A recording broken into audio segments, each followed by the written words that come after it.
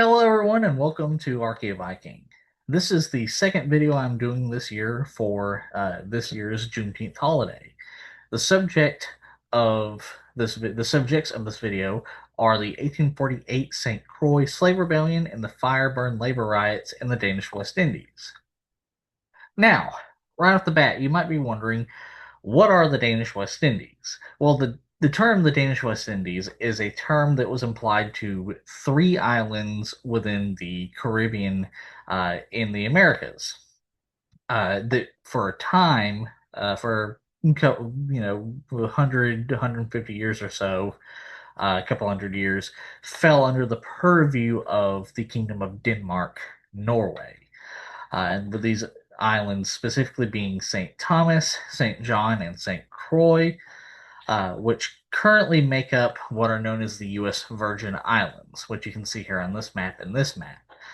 Uh, Now, of course, uh, these islands were not always under the purview of the Kingdom of Denmark, Norway, and they took on their cultural makeup and really their political boundaries that make up the Virgin Islands.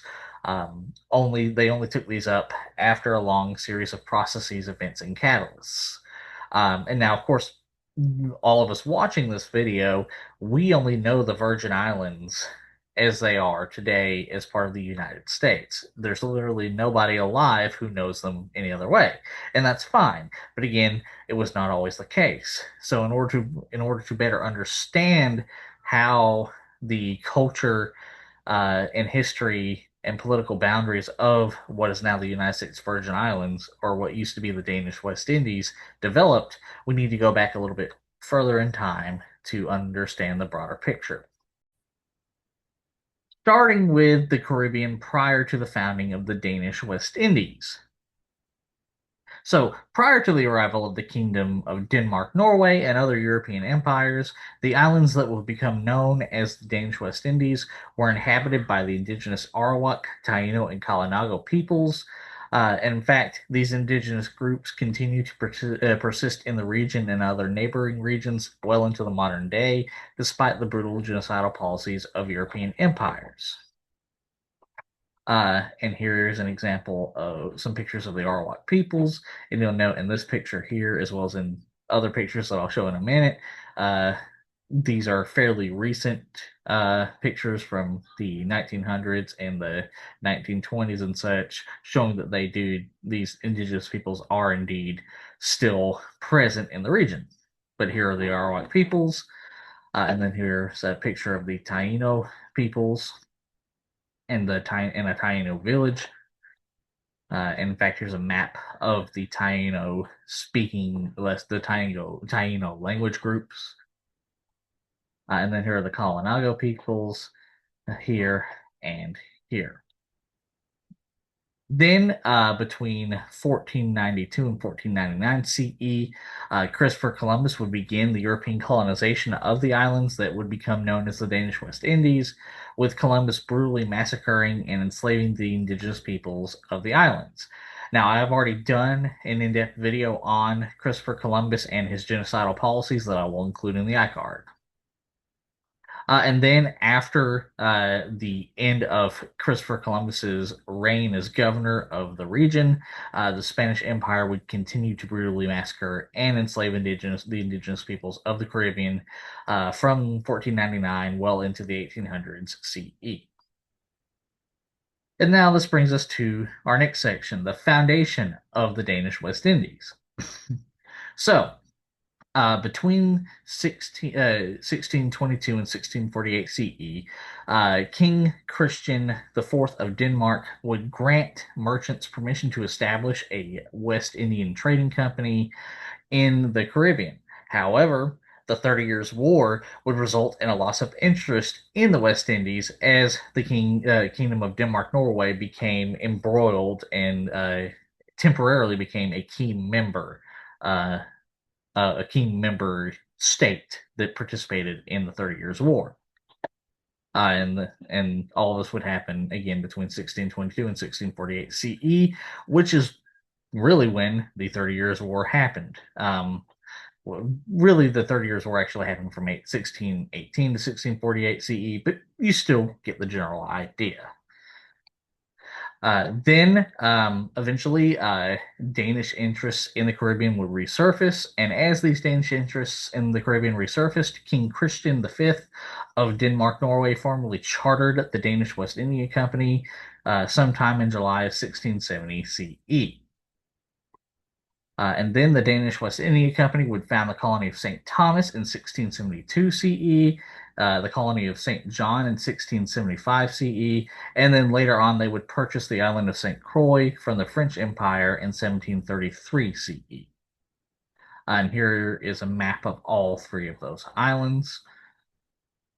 And then, uh, much like the rest of the various colonies established by European empires, African chattel slavery would become a key part in the Danish West Indies, with the Danish West Indies beginning to import captured Africans to be used as enslaved labor around 1671 CE. And this is known as the transatlantic slave trade or the triangular trade, where enslaved Africans would be shipped from West Africa as well as South Africa and East Africa into European colonies in the Americas, where they would be used as enslaved labor to produce to harvest raw materials, and then sent to ports to produce, um, manufactured goods, or to be sent to ports to be shipped to back to Europe as raw materials, where then manufactured goods would be shipped back to the Americas and West Africa, and then repeat the process. Uh, and these the num and these enslaved Africans would be forcibly imported into the Americas in massive numbers, in the millions, being imported from areas such as Southeast Africa, East Africa, West Central Africa, and West Africa. And you can see just the sheer scale of this enslaved the number of enslaved Africans that were shipped to various areas as part of the transatlantic slave trade, um, right here on this map. It should also be noted that enslaved Africans were also imported to European colonies and Middle Eastern empires in North Africa and Arabia, seen here. And so, how Denmark Norway would benefit from this transatlantic slave trade is they would import, specifically, they would, West Africa would export enslaved Africans to the Danish West Indies, where they would then export sugar, tobacco, and other agricultural products uh, to Denmark, uh, who would then Denmark Norway, who would then export goods back to West Africa, again repeating the process. And the sheer number of enslaved Africans imported into the Danish West Indies by the Kingdom of Denmark Norway is discussed at length by academics, such as by Scott A. Stawisky in his master's thesis titled Denmark's Veiled Role in Slavery in the Americas, the Impact of the Danish West Indies on the Transatlantic Slave Trade.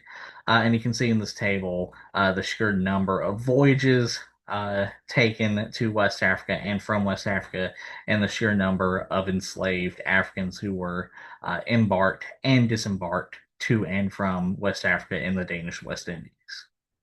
You can also see this in this table here, where it's a little over 100,000 enslaved Africans were imported into the Danish West Indies. And then, upon reaching the Danish West Indies, enslaved Africans would then be forced to work on sugar plantations.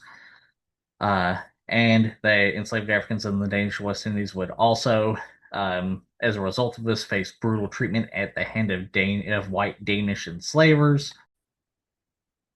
And we can see this actually in the archaeological record, uh, which is actually, as discussed by academics such as Klaus Runenbach, Dimitros Theodoridis, and Stefani Gali in their journal titled Unsettling the Slave Master Resistance and Transgressive Behavior in a Caribbean Slave Colony, published in the journal Social Science History, where they actually look at the sort of One, the treatment of enslaved Africans at the hands of Danish colonists, as well as the difference in living conditions and the way these enslaved Africans resisted. And you can see sort of in this table here the various descriptive data sets of their jobs. Uh, the population numbers, for example, field laborers and craftsmen, where they were located. Uh, and then there's a sample of the info on the punishments that were done and the number of people who had been punished. And this is a continuation of that table here that you can pause to look at.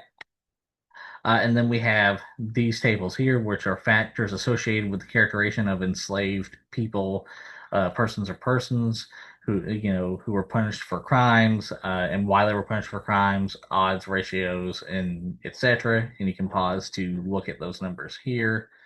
And then we have uh, the types of crimes that the enslaved were punished for by gender, and the negative characteristics of the enslaved by gender, the way that they were described, i.e., whether they were immoral, insubordinate, lazy, etc., etc.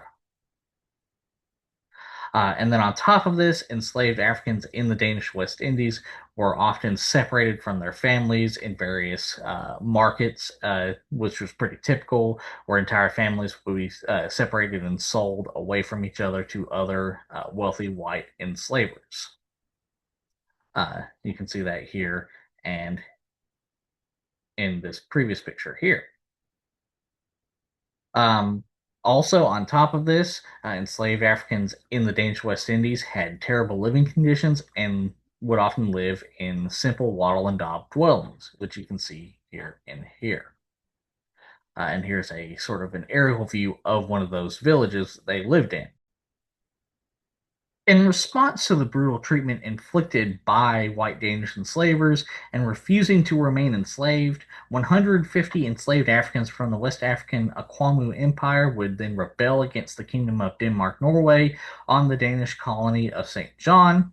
While the rebels were initially successful, they would eventually be hunted down and massacred by soldiers from the French Empire and the Swiss Confederacy, who had been sent to help the Danish government on St. John.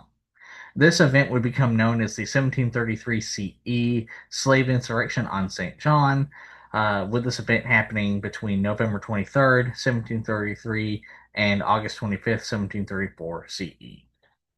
And I've already actually done a in-depth video on this event that I will include in the iCard.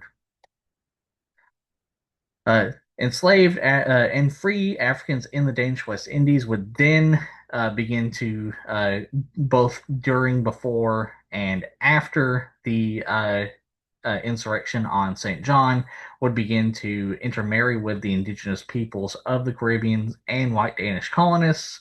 This would lead to the development of Afro-Caribbean culture within the Danish West Indies. In a very similar way to the way Afro-Caribbean culture was already developing in other European colonies within the Caribbean.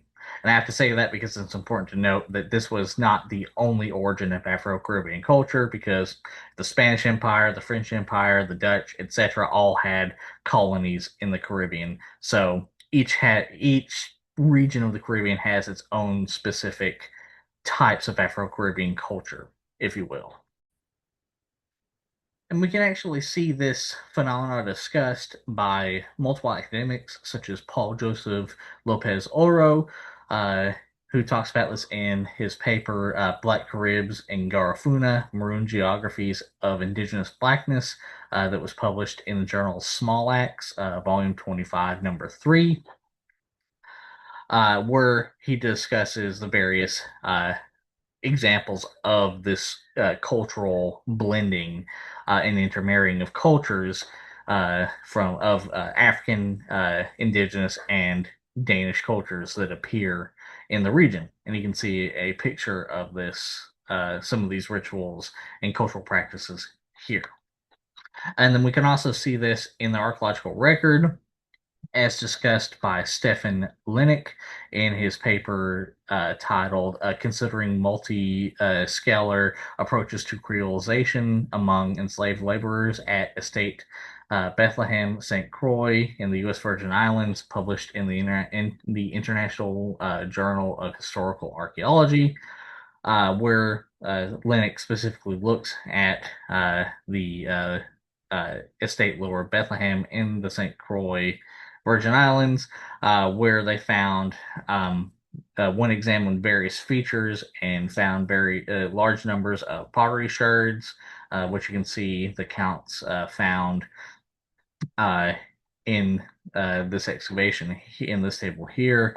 And this includes large numbers of European and Afro-Crucian ceramics, which you can see the numbers and percentages of here, as well as in this table here, where you see the minimum number of European ceramics found in the archaeological excavation.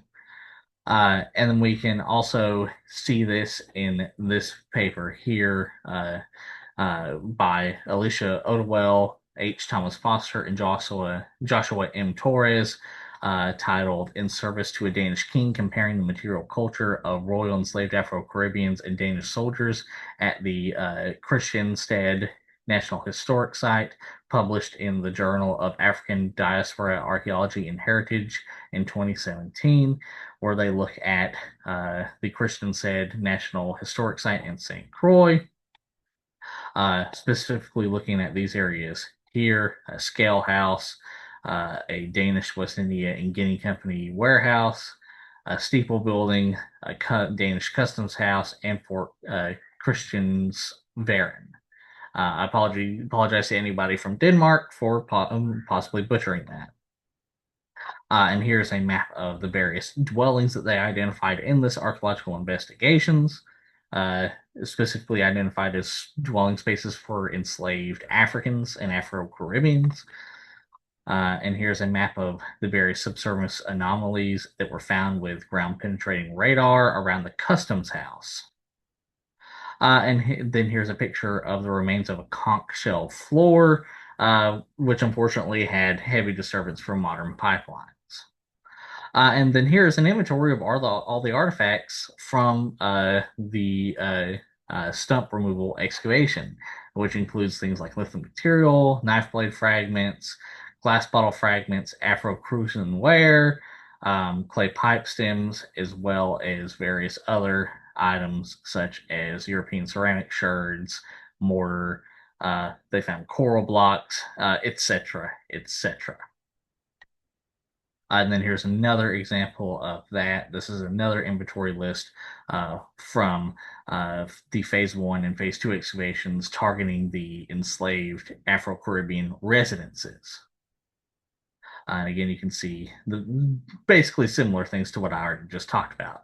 They're musket balls, lithium material, knife blades, charcoal, horseshoes, coral blocks, conch shells, etc. And here is a figure showing the artifact frequency, which you can pause to look at here. In fact, this is the artifact frequency from the stump removal excavations of the Danish soldiers' stock warehouse. And then here's a bar chart of the most abundant European ceramics from the royal enslaved dwelling spaces and Danish officers' stock warehouse, which you can see here. So as you can see, there was both a large amount of cultural continuity of African culture, as well as in Afro-Caribbean culture, as well as a large intermixing and intermarrying of cultural aspects and cultural goods and practices, between European and African cultures as well, that lead to the development of Afro-Caribbean culture. On top of this, though, it's important to note that enslaved Africans in the Danish West Indies would often resist enslavement by escaping and forming communities of runaways known as maroon communities. In fact, this became such a problem, the Danish colonial government had 5 articles or laws used to discourage desertion from plantations, with the 5 articles being as follows. Article 1, the leader of runaway slaves should be pinched 3 times with red-hot iron tongs, then hung. Article 2 states that each other runaway shall lose 1 leg, or if the owner pardons him, shall lose an ear and receive 150 lashes. Article 3 states that any slave being aware of the intention of others to run away and not giving information shall be burned on the forehead and receive 100 lashes. Article 4 states that those who inform of plots of runaways shall receive $10 for each slave engaged therein. And then Article 5 states that a slave who runs away for 8 days shall be given 150 lashes, 12 weeks shall lose a leg, for 6 months shall forfeit life unless the owner pardons him, in which case he shall suffer the loss of 1 leg. And here's the source that I got this information from. Then the Kingdom of Denmark-Norway would officially end the transatlantic slave trade in 1808 CE. However, a domestic slave trade persisted in the Danish West Indies, very similar to what happened in the Spanish Empire as well as in the United States. And then between the 1830s and 1840s CE, an industry based on producing sugar from sugar beets would begin to reduce the profitability of sugarcane. Now this brings us to our next section, the 1848 CE Rebellion of Enslaved Afro-Caribbeans on St. Croix and Emancipation Day. So, on August 28, 1833 CE, the Slavery Abolition Act of 1833 CE would abolish African chattel slavery in the British West Indies. As a result of this, as a result of the abolition of African chattel slavery in the British West Indies, abolition in the Danish West Indies would begin to be discussed, with Governor von Scholten supporting abolition. King Christian VIII of Denmark-Norway would support the gradual abolition of African chattel slavery and would rule in 1847 CE that every child born of an unfree woman should be free from birth. And that African chattel slavery would end entirely after 12 years. However, this ruling satisfied neither the enslaved Afro-Caribbeans nor the plantation owners. At the same time this was happening around the same time this was happening, on April 27th, 1848 CE, the French Empire would sign a law to abolish African chattel slavery in their colonies within 2 months, but enslaved African Afro-Caribbeans would start an insurrection on Martinique, which would lead to immediate abolition on Martinique on May 22nd, 1848 CE, and on Guadeloupe on May 27th, 1848 CE. Refusing to wait for their freedom, enslaved Afro-Caribbeans in the Danish West Indies, led by John Gottlieb, also known as General Budhoe, would rebel against the Danish government. These rebels would take over Frederiksted, St. Croix, and then by the evening, hundreds of enslaved Afro-Caribbeans would gather peacefully outside Fort Frederick, demanding freedom and refusing to work the next day. By 10 a.m. the following morning, roughly 8,000 enslaved Afro-Caribbeans had joined. And this would all happen between July 2nd and July 3rd of 1848 CE, with this actually being inspired by the insurrections by enslaved Afro-Caribbeans on Martinique, as well as inspired by the abolition of African chattel slavery in the French and British West Indies. Peter von Scholten, in order to end the rebellion and prevent bloodshed and damages, would then travel to Frederiksted and would announce an immediate and total emancipation of all enslaved Afro-Caribbeans, with this event becoming known as Emancipation Day, which occurred on July 3rd, 1848 CE. And here's a copy of the decree that Peter von Scholten gave, emancipating the enslaved Afro-Caribbeans in the Danish West Indies. In the aftermath, General Budhoe, Gottlieb would be jailed and exiled to Trinidad, and Governor von Schulten also fared poorly. As governor, he did not actually have the authority to end African chattel slavery, but had found himself in a situation where he needed to take immediate action that could not wait for communicating with Denmark, Norway. For his actions, he was called back to Denmark, Norway to face a trial of treason. Um, and first, he was denied his pension, but then was later cleared of the charges. And this would happen, all these events would all happen between 1848 and 1854 CE. Now, this brings us to our next section, the Fireburn Labor Riot.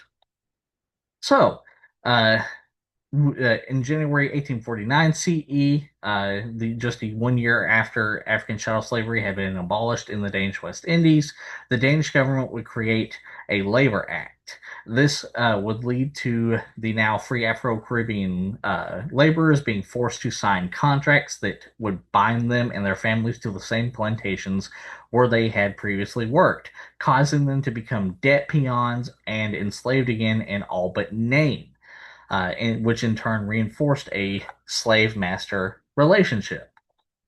And here's an example of a plantation estate in the Danish West Indies.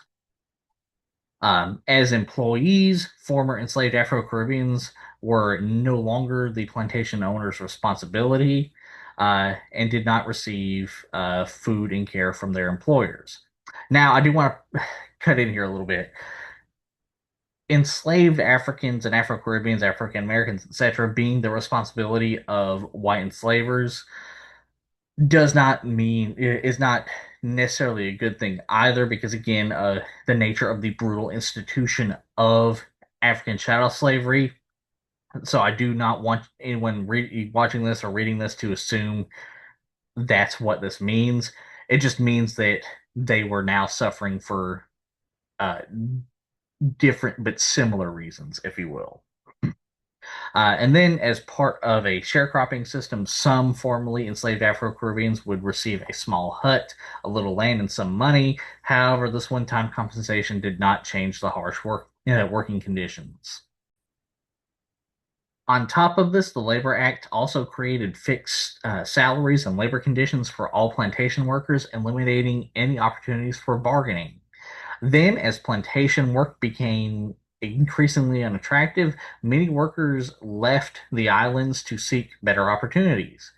In response, the government would then make it harder for workers to leave the islands, such as charging fees for passports and demanding health certificates. With all this happening between 1849 and 1878 CE. Then, in October 1878 CE, during Contract Day, an annual holiday, laborers led by Mary, also known as Queen Mary Thomas, as well as Queen Agnes and Queen Matilda, would gather in Frederiksted, St. Croix, to demand higher wages and better working conditions. And here's Queen Mary there, and there is the gathering of the laborers led by the three queens, as they will be called: Queen Mary, Queen Agnes, and Queen Matilda. Although it was initially a peaceful gathering, the crowd would begin to become violent after rumors circulated, including a rumor that a laborer had been hospitalized and had been mistreated and had died in police custody. The rioters would then throw stones, and the Danish soldiers would retaliate with gunfire. As the violence escalated, the soldiers barricaded themselves inside a fort.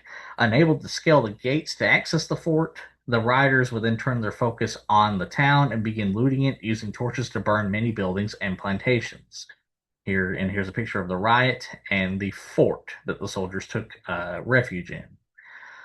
Uh, Then, between October 4th and sometime in the middle of October 1878 CE, British, French, and United States warships would arrive and offer to help stop the riot. Despite the offer, Governor Janus Auguste Gard, I believe Gard, was confident he and his men had the situation under control and then turned the ships away, though some soldiers would borrow guns from the British ships. The next day, Guard would order all laborers to return to their plantations or be declared rebels. Laborers were forbidden to leave their plantations without written permission from the plantation owner. And then by mid October, the riots would die down. The riots caused great destruction of property on the islands, which specifically 879 acres, which were burned down, and the damage caused is estimated to be at hundreds of thousands of dollars in terms of value. Direct casualties of the riots include the deaths of 60 black laborers and 2 soldiers, and 14 women who died in an explosion. In addition, 12 laborers were condemned to death and hanged on October 5th, 1878 CE. And then at the same time, all three of the queens were also incarcerated and imprisoned for their involvement in the riot. And here is a statue in St. Croix of the three queens. And here's a plaque talking about some of the women who were executed and burned alive for their involvement in the Fireburn Labor Riots. A year after the Fireburn Riots, new contracts were written that supposedly increased laborers' wages, but the contracts were weighted in favor of the plantation owners. The three most significant results of the riots were that the labor contracts were no longer enforced or would no longer be enforced. Laborers could not buy land, and labor unions were formed. And this would happen in October 1879 CE. At the same time, Mary Thomas and the three queens were sentenced to death for arson and looting. But it is important to note that Mary Thomas's sentence was commuted to life imprisonment. I'm unsure if this was done for the other queens. If anybody knows this information, please feel free to leave the comment in the comment section. But then, after her sentence was commuted, Thomas would be transferred to Copenhagen and placed at a women's prison, Christianshaven, in 1882 CE. But then in 1887 CE, she would then be sent back to Christiansted, St. Croix, to serve the remainder of her sentence. Now, this brings us to our last section, the legacy of the Fireburn Riots. So, for one thing, Mary Thomas has obtained semi mythical status in the Virgin Islands oral tradition, with things such as a popular song commemorating her actions in the uprising. An example of that song can be seen here, which you can take a moment to pause and read. I'm not going to sing or read the song so as not to butcher any of the language and so as not to be insensitive to Afro-Caribbean peoples and cultures within the Virgin Islands. But here's the source that I got this song from. And then on March 31st, 2018 CE, artists Jeannette Ehlers and Lavon Bell. I apologize to these individuals for possibly butchering those names. These individuals would unveil a 7 meter or 23-foot tall statue of Mary Thomas titled I Am Queen Mary, where she is seen seated on a throne with a cane knife, a knife used to chop down sugarcane, and a torch. Its installation in Copenhagen, Denmark, made the statue Denmark's first public monument to a black woman. And here is Jeannette Ehlers and Lavon Bell, and here is the statue that they created.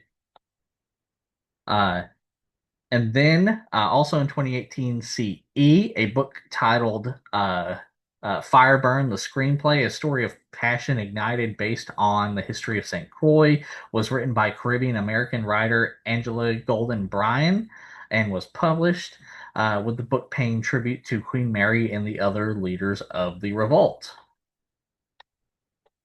And then, on top of this, the United Caribbean Association, a community-centered organization, has organized the annual Fireburn commemoration reenactments for many years.